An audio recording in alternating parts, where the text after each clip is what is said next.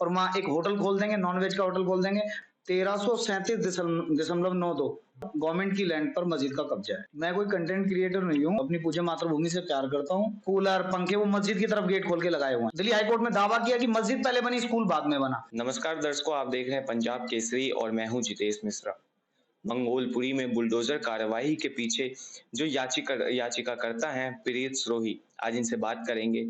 क्या वजह थी जिस कारण जो है इन्होंने याचिका दायर की कोर्ट में, और जो बुलडोजर एक्शन अब देखने को मिला है मंगोलपुरी के जामा मस्जिद पे, इस एक्शन के बाद से क्या लगता है इन्हें कि एक्शन प्रॉपर तरीके से की गई है कि नहीं की गई है? क्योंकि आसपास के लोग जिस तरह से मस्जिद के बारे में बता रहे हैं, उस मस्जिद को देखें हम अगर सामने से जाके, तो मस्जिद काफ़ी ज़्यादा बड़ी आज भी लगती है। तो हमारे साथ खास बातचीत के लिए मौजूद हैं सेव इंडिया फाउंडेशन से याचिकाकर्ता प्रीत सिरोही। सबसे पहले आपका हमारे चैनल में बहुत-बहुत स्वागत है। किस तरह से देखते हैं कि मंगोलपुरी में बुलडोजर कार्रवाई हुई है? क्या मुद्दा था कि आपने इसको लेके याचिका दायर की? कैसे पता लगा आपको कि ये अवैध अतिक्रमण है और इस पे कार्रवाई होनी चाहिए? एक्चुअल में क्या था कि मस्जिद के कोने पे एक कूड़ेदान था, खुले में कूड़ा पड़ा हुआ होता था। वहाँ उस कूड़ेदान पे गऊ मुँह मार रही होती थी और कई बार हमने डिपार्टमेंट से बात की कि आप इस कूड़ेदान का जीर्णोद्धार क्यों नहीं कर रहे हैं? तो वहाँ हमें पता लगा कि डिपार्टमेंट ने बताया कि मस्जिद वाले जो अत्याधुनिक कूड़ेदान बना रही है नगर निगम, वो नहीं बनने दे रहे हैं, कोर्ट में उसमें बाधा कर रहे हैं, स्टे ले रहे हैं। तो फिर हमने कहा ये स्टे लेने वाले कौन होते हैं? डिपार्टमेंट ने चौथा महीना था 2024 का, मुझे रिटर्न में लिख के दिया कि 1337.92 स्क्वायर मीटर जगह पर गवर्नमेंट की लैंड पर मस्जिद का कब्जा है। फिर इन्होंने कोर्ट में कुछ मतलब डॉक्यूमेंट्स लगाए कि ये डॉक्यूमेंट्स हैं कि हमें 400 स्क्वायर मीटर एक हमारी पुरानी कमेटी थी, वो पुरानी कमेटी भंग हो गई, वो लोग दुनिया में नहीं रहे। तो जो गवर्नमेंट लैंड इश्यू करती है या जिसको भी अलॉट करती है, वो ट्रांसफर नहीं होती। इनकी नई कमेटी 2012 में बनी है। तो मुझे डिपार्टमेंट ने लिख के दिया, जो लैंड ओनिंग एजेंसी है, कि हमने कभी पुरानी कमेटी को जमीन ही नहीं दी। जब पुरानी कमेटी को नहीं दी तो नई कमेटी के पास कहाँ से आ गई? फिर हमने दोबारा पूछा कि आपने नई कमेटी को कोई जमीन दी है 2012 में? उन्होंने कहा हमने नई कमेटी को भी कोई जमीन नहीं दी है। और एमसीडी मुझे लिखित में दे रहा है कि 1337.92 स्क्वायर मीटर जमीन पर एनक्रोचमेंट है। तो पहले तो हम उसमें गए और वो कूड़ेदान के ऑर्डर हो गए, कूड़ेदान वहाँ बनेगा अत्याधुनिक, जो गाय की वजह से सड़क जाम होती थी, गाय कूड़ेदान पे खड़ी होती थी, उसमें एक बहुत बड़ा सुधार होगा। उसके बाद अब ये जो इन्होंने डेमोलिश किया, मस्जिद कमेटी का मैं धन्यवाद कर रहा हूँ। परमात्मा ने उन्हें सद्बुद्धि दी और उन्हें पता लगा कि ग्रीनलैंड होनी चाहिए।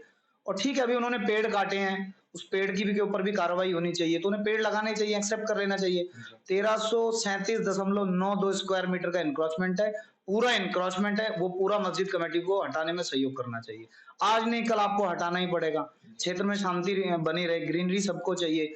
ग्रीन बेल्ट तो पूरी दिल्ली की खाली होनी चाहिए, किसी भी मजहब के, किसी भी पंथ के, किसी भी संप्रदाय का अगर कोई अतिक्रमण, किसी भी रिलीजियस है, किसी भी तरीके का अतिक्रमण यदि पब्लिक लैंड पे, तो उसे मंगोलपुरी की मस्जिद कमेटी से सीखना चाहिए, उसे खुद हटा लेना चाहिए। जी। लगातार सोशल मीडिया पे आपकी कई ऐसी वीडियोस देखने को मिलती हैं जो आप राजधानी के अंदर जो भी अवैध तरह से कोई भी मस्जिद, मदरसा या फिर जो पूजा का स्थल होता है, उस पर आप वीडियोस बनाते हैं कि ये जो जगह है ये अवैध है और इस पर कार्रवाई करनी चाहिए सरकार को। कितनी संपूर्ण रूप से जो अगर आप ये वीडियोस बनाते हैं, सरकार तक कितनी वीडियोस पहुँचती हैं आपकी, और कितनों पे जो है अभी तक कार्रवाई हुई है या आने वाले समय में लगता है होने वाली है? मैं कोई कंटेंट क्रिएटर नहीं हूँ और मैं अपनी पूज्य मातृभूमि से प्यार करता हूँ और मेरा वीडियो बनाने का उद्देश्य ये है कि सरकार के कानों तक खबर जाए कि यहाँ किस तरीके से मातृभूमि को निगला जा रहा है। जी। और रही बात मदरसे की, तो देश के अंदर एक एजुकेशन पॉलिसी है, आप कोई नया कोई पाठ्यक्रम क्यों तैयार कर रहे हैं? आप स्कूल भेजें अपने बच्चों को, मैं तो अपील कर रहा हूँ। और मैं समाज के उस मेहनतकश और गरीब तबके से ये अपील कर रहा हूँ जिनके पैसे से इस जमीन पर अतिक्रमण करके ये भवन बनाए गए, आज वो ध्वस्त हो गए और पैसे की बर्बादी हुई तो गरीब आदमी की हुई, मेहनतकश की हुई। और जो 2 वक़्त की रोटी के लिए दिन-रात रिक्शा चलाता है, पंचर बनाता है, छोटे-मोटे काम करता है, उसके धन का दुरुपयोग हुआ। दूसरी बात, आपने कहा कि ये इनसे क्या मतलब आगे आगे हम इसमें क्या करेंगे? तो आगे हमारी लड़ाई ये जारी रहेगी जब तक अवैध मस्जिद की एक ईंट भी पूज्य मातृभूमि के ऊपर खड़ी रहेगी, हम कोर्ट कचहरी में लड़ते रहेंगे और हमें न्यायपालिका पर विश्वास है कि हमें न्याय मिलेगा। जी। बीते दिनों एक खबर सामने ये भी आई थी कि दिल्ली के किसी स्कूल के अंदर एक मस्जिद है या फिर कुछ एक ऐसी जगह बनाई गई है। नहीं, वहाँ पर दिल्ली का वजीरपुर का एक स्कूल है गवर्नमेंट का, ये 3rd ब्लॉक में वो मस्जिद बनी हुई है, मस्जिद के नीचे कमर्शियल शॉप्स बनी हुई हैं, स्कूल के गेट तक के ऊपर अतिक्रमण किया हुआ है, मस्जिद के 300 से ज़्यादा खिड़की, दरवाजे, कूलर, पंखे वो मस्जिद की तरफ गेट खोल के लगाए हुए हैं। और मुझे स्थानीय लोगों ने बताया था 2020 के आसपास तक मस्जिद के अंदर शुक्रवार की नमाज पढ़ी जाती थी।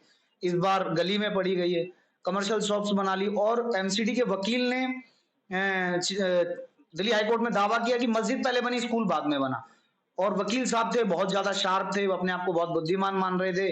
कोर्ट से 2010 की सर्वे की रिपोर्ट छिपा ली, 2016 की छिपा ली, 2018 की छिपा ली, 2025 में जब ऑर्डर हो गए, दोबारा से सर्वे हुआ, तो सारे कागज हमने कोर्ट में दोबारा सबमिट कराने की तैयारी में है कि जब इसका 5 बार सर्वे हो चुका है और 5 बार में ये क्लियर है कि ये गवर्नमेंट की लैंड है और ये नन्ही बच्चियां 4-4, 5-5, 6-6 साल की बच्चियां, बेटियां उस स्कूल में पढ़ती हैं, आप कैसे उसके उसमें अतिक्रमण करके और भोपू स्कूल की तरफ लगा देंगे, खिड़की दरवाजे एसी स्कूल के अंदर लगा देंगे आप, और रात दिन अतिक्रमण बढ़ाते चले जाएंगे और वहाँ एक होटल खोल देंगे, नॉनवेज का होटल खोल देंगे, वहाँ भट्टी लगा के रोटियां बनाएंगे। ये तो बिल्कुल अन्याय है ना हमारी बहन बेटियों के साथ।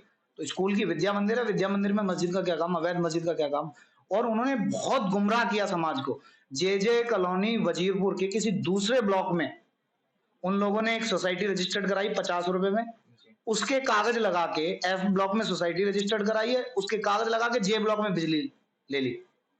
एक ब्लॉक में तुम्हारे कागज बनाते हैं और दूसरे में बिजली लगाते हैं। और ये तो बिल्कुल अजीब सी बात है ना कि आप एड्रेस एफ ब्लॉक का देते हो और सप्लाई का एड्रेस जे ब्लॉक का। अगर तुम्हारी मस्जिद है, तुम्हारी जमीन है, तो तुम मस्जिद के पेपर लगाओ ना।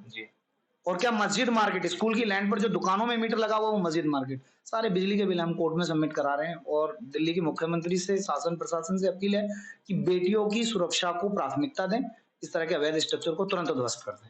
राजधानी में अब नई सरकार है, मुख्यमंत्री रेखा गुप्ता हैं। क्या उम्मीद है इस सरकार से कि ये जो लड़ाई आप लड़ रहे हैं दिल्ली में अवैध अतिक्रमण के खिलाफ, यूं तो सरकार भी कार्रवाई कर रही है, पर जो मस्जिद या फिर मंदिर का मुद्दा देखें तो काफी संवेदनशील बन जाता है, इलाकों को छावनी में तब्दील करने तक की नौबत आ जाती है। तो क्या दिल्ली सरकार इस मुद्दे पे आपका साथ दे रही है अभी तक में, आगे देगी, कुछ उम्मीद है इनसे? देखो, मैं किसी सरकार के भरोसे नहीं हूँ और देश के अधिकारियों को सजग रहना चाहिए। अधिकारी देश चलाते हैं, सत्ता सरकार आती जाती रहती है।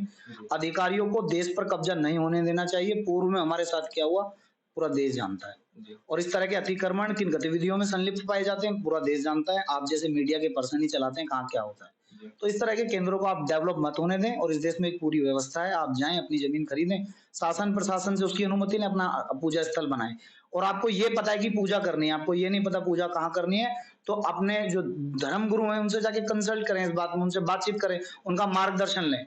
और मुझे किसी इस्लामिक विद्वान ने बताया कि हराम की जगह पर जो पूजा पाठ की जाती है, जो भी पूजा आराधना परमात्मा का ध्यान किया जाता है, वो परमात्मा स्वीकार नहीं करता। तो परमात्मा इन्हें सद्बुद्धि दे और इस तरह के अतिक्रमणों को ये बढ़ावा ना दे, इससे अव्यवस्था फैलती है। जी, ये थे हमारे साथ खास बातचीत के लिए मंगोलपुरी अवैध अतिक्रमण के याचिकाकर्ता प्रीत सिरोही, जो सेव इंडिया फाउंडेशन से भी हैं। बहरहाल इस खबर को लेकर आपकी कोई अपनी राय हो तो हमें कमेंट में लिखें और ऐसी तमाम अपडेट्स के लिए देखते रहिए punjabkesari.com दिल्ली। धन्यवाद। अगर आप ताज़ा खबरों के साथ हमेशा जुड़े रहना चाहते हैं तो अभी हमारे YouTube चैनल पंजाब केसरी दिल्ली को सब्सक्राइब करें। साथ ही Facebook और Instagram पर भी हमें फॉलो करना ना भूलें। आपका समर्थन ही हमारी ताकत है। धन्यवाद।